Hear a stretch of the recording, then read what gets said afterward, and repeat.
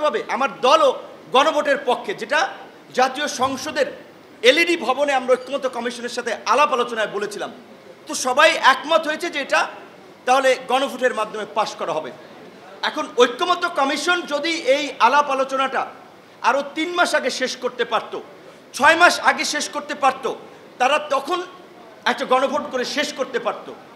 এখন সমস্ত রাজনৈতিক নেতৃবৃন্দ নির্বাচনের মাঠে ক্যাম্পেইন কিংবা জনসংযোগ করে বেড়াচ্ছেন। আমরা ধরে নিচ্ছি যে ফেব্রুয়ারিতে কিংবা জানুয়ারিতেও চাইলে সরকার ইলেকশন করতে পারে, কারণ ইলেকশনের জন্য প্রধান যে বিষয়টা আমাদের সামনে ছিল জুলাই সনদের বিষয়ে ঐক্যমত এবং জুলাইয়ের ঘোষণাপত্র, সেটি হয়েছে।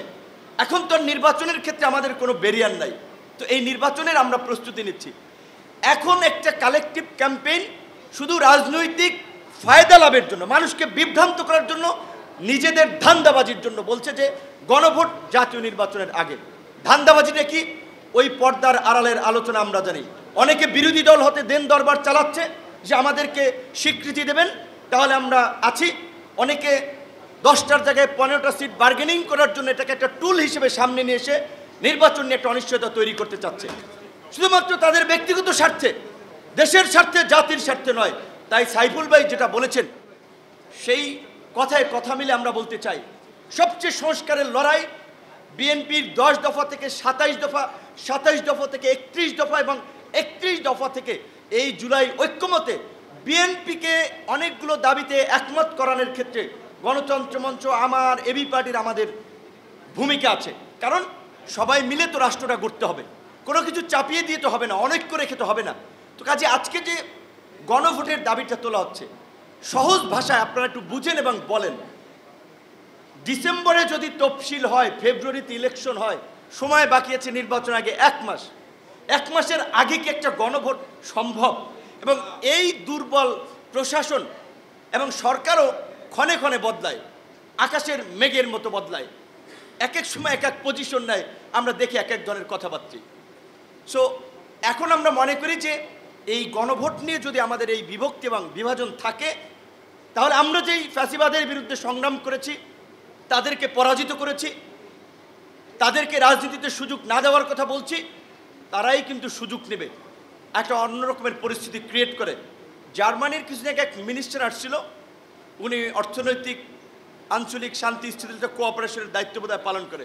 ওনাকে আমি পরিষ্কারভাবে বলছিলাম যে তোমাদের দেশের নাৎসিরা যেই কারণে নিষিদ্ধ, এইখানে আওয়ামী লীগ এবং তার দোসর হিসেবে পরিচিত জাতীয় পার্টি, এগুলো ওই কারণে নিষিদ্ধ এবং আগামী রাজনীতিতে তারা অংশগ্রহণ করবে না, বাট বাকিরা অংশগ্রহণ করবে এবং সবচেয়ে একটা উৎসবমুখর প্রতিযোগিতামূলক ইলেকশন হবে। টানা তৃতীয়বার অর্জন করেছে দেশের সেরা সুপার ব্র্যান্ড স্বীকৃতি বসুন্ধরা টিস্যু।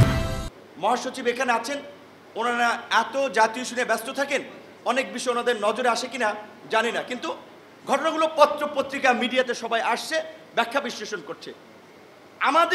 আমরা যারা লড়াই করেছি বিএনপির সাথে, আমাদের সাথে যদি বিএনপির আচরণটা এমন হয়, জুনায়েদ সাকির এলাকায় নাস্তিক ধর্মবিদ্বেষী ব্যানার ক্রিয়েট করে তার ছবিতে জুতা ঝাড়ু পেটা করে বিএনপির কর্মীরা, আন্দালিব রহমান পার্থর এলাকায় যদি জুতা ঝাড়ু মিছিল করে, আমার এলাকায় যদি আমাকে অবরুদ্ধ করে, রবভাইয়ের এলাকায় তার সমাবেশ বন্ধ করে, মান্নাভাইয়ের এলাকায় বাধার সৃষ্টি করে, তাহলে কিন্তু এটা গোটা দেশের মানুষ না, আন্তর্জাতিক পরিসরও বিএনপির প্রতি একটা চরম একটা বাজে এবং ভুল মেসেজ যাচ্ছে।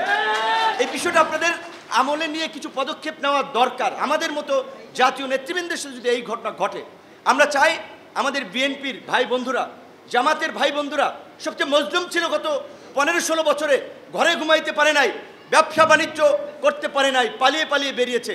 আমাদের সকলের সম্মিলিত লড়াইয়ে এই পরিবর্তন এসেছে। কাজে আজকে যদি আমরা এত অসহিষ্ণুতার পরিচয় দেই, তাই তো শেখ হাসিনার ওই বয়ান এবং ন্যারেটিভই ঠিক হবে যে শেখ হাসিনা সবাইকে দমন পীড়ন করে ঠিক জায়গায় চাপের মুখে রাখতে পেরেছিল। এখন যে আমরা যে গণতান্ত্রিক মুক্ত স্বাধীন পরিবেশের কথা বলছি, দেখেন এখন মিত্ররাই মিল নাই, তারাই একজন আরেকজনকে ধাওয়া দিচ্ছে। তো আশা করি আমাদের সকল রাজনৈতিক দলের নেতা কর্মীদের এই শুভ বুদ্ধির উদয় হবে এবং আগামী ফেব্রুয়ারি নয়, আমরা মনে করি এখন নির্বাচন জানুয়ারিতে হতে পারে। আমি আগেও বলেছি নতুন বছরের নতুন মাসেই জাতীয় নির্বাচন হোক, প্রধান উপদেষ্টা সেই বিষয়ে, রাষ্ট্রপতি সেই বিষয়ে নির্বাচন কমিশনকে দিক নির্দেশনা দেওক এবং জাতীয় নির্বাচনের একই সাথে গণভোট হবে, জাতীয় নির্বাচনের সাথে গণভোটও জনগণের সমর্থন নিয়ে আগামী সংসদে পাশ হবে এবং জুলাই সনদ বাস্তবায়ন হবে। জুলাই সনদ এবং জুলাইয়ের আন্দোলনের আকাঙ্ক্ষায় তরুণদের স্পিরিটের আলোকেই আগামীর নতুন বাংলাদেশ গড়ে উঠবে, সেই প্রত্যাশায় শেষ করছি। আল্লাহ হাফেজ।